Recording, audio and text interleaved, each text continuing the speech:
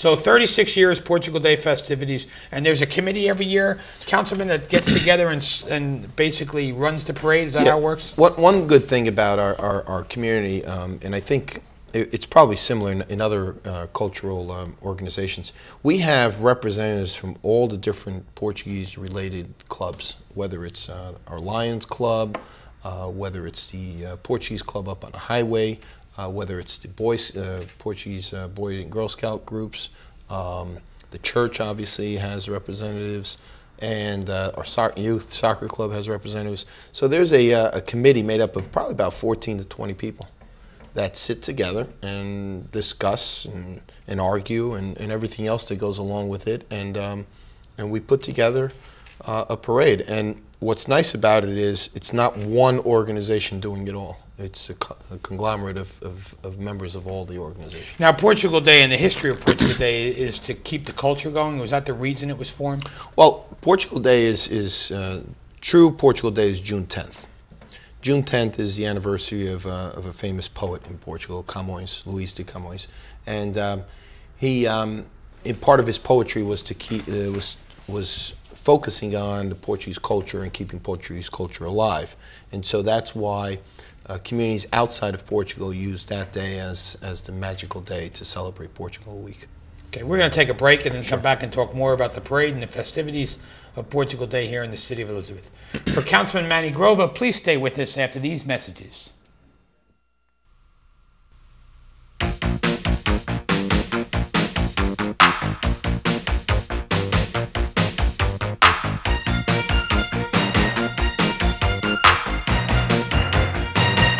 Hello, I'm Mayor Chris Bolwage. Each year, approximately 5,000 young people under the age of 21 die from underage drinking.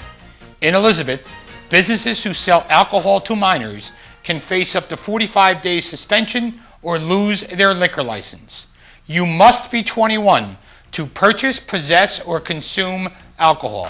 Consequences of underage drinking include fines, loss of driving privileges, community service, or participation in an alcohol treatment program. This applies even if you do not have your license.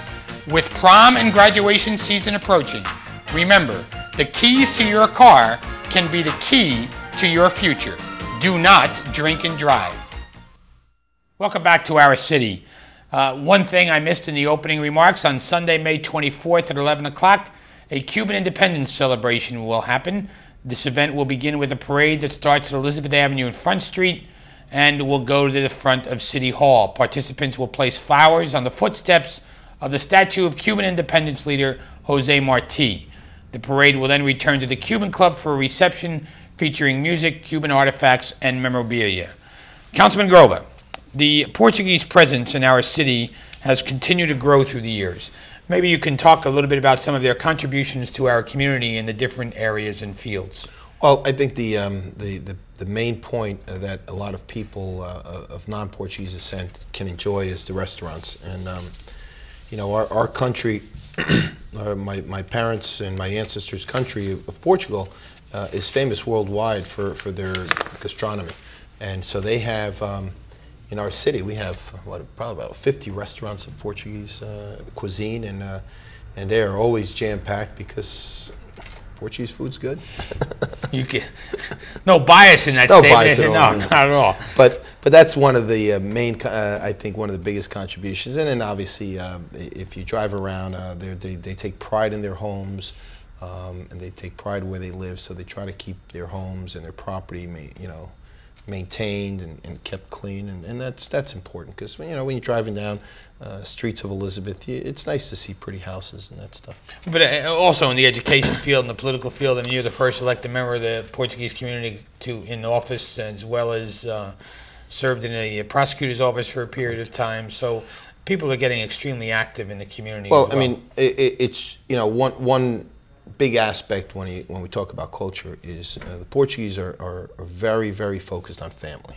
And you and I were just discussing over the last couple of weeks about how our kids are involved in all kinds of stuff, and we try to be there with them, and that carries through in our community very, very seriously.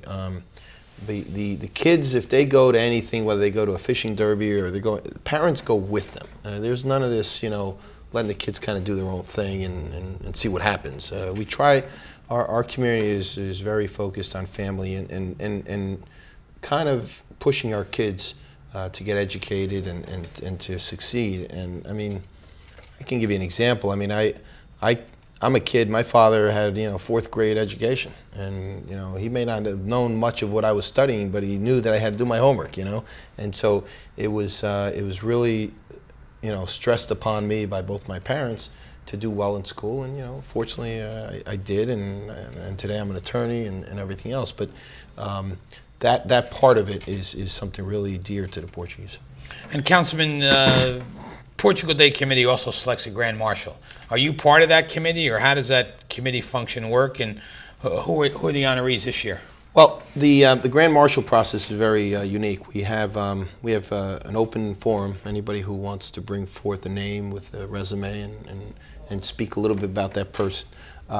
This year we had some very great candidates that came forward, and the committee selected Mary Carvalho to be our Grand Marshal. And Mary is... That's the first woman Grand Marshal? No, we've had women in the past. It's probably about our fourth. But she was very involved in the 50s in forming the Portuguese American Citizens Club, and she was involved with the youth back then, in the church and the club. And it's nice to have a committee of we were a very young committee. A lot of young people sit on the committee nowadays, but they still remember the past, and so Mary was selected, and she graciously accepted, and it's nice to be able to do that. So she's our Grand Marshal. We also give out a posthumous Grand Marshal Award to someone who's no longer with us, and we chose Father Pino, who was one of the first priests in our Lady of Fatima Church way back when. And our honorary Grand Marshal was something we started last year. You were our honorary Grand Marshal actually last year. We choose somebody outside of our community to be our honorary Grand Marshal. And this year it's Freeholder Angel Estrada was selected. So we have, I think they were all great choices. Yeah, that's good. And the schedule of events this year, we have the flag raising coming up. We have the Portugal Day. What are those? The main focus of all of this is obviously the Grand Parade. The parade takes place on Sunday, June 7th at 2 p.m. and we start in front of the Sovereign Bank Triangle, and we go up Elizabeth Avenue, and then we make a left and go down Broad Street up to Grove. So that's on June 7th. The Friday before, which would be June 5th, is our flag raising in front of City Hall, and I believe it's set either for 6:30 or 7 o'clock. We do the flag raising. You sign a proclamation declaring the week Portugal Day, and then festivities begin. We at the Portuguese Club up on the highway, they have their annual outdoor barbecue for 2 days. Now we always have it the week before Newark, right? Our parade's on the 7th. Yeah. Newark will celebrate their Portugal Day parade on June 14th. Right. So this way, because a lot of the bands go march in both parades, correct? We have an agreement with the organizers of the Portugal Day parade in Newark that we always get the first weekend and then they get the second. And that's how it works. Yes. So people can, if they choose, can participate in both. Exactly. And you were talking about that everybody goes back after the parade to the Portuguese Club, correct, which is one big party. Exactly. And if the weather's cooperative, everybody sits outside, enjoys sardines, some beers, some wine, some port, and dance and listen to the music. That's and that seems to be growing every year with the good weather. I think last year, if my memory serves me, we had over 2,000 people there. It was a nice crowd. And it's just sit down and relax and talk and share some good fellowship. Right. So there's no one person or one organization that runs the parade. How do they all get along in doing this? I mean, who picks who marches where? That's got to be difficult, right?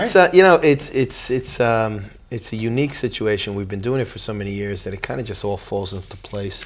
We try to follow an arraignment of the different participants.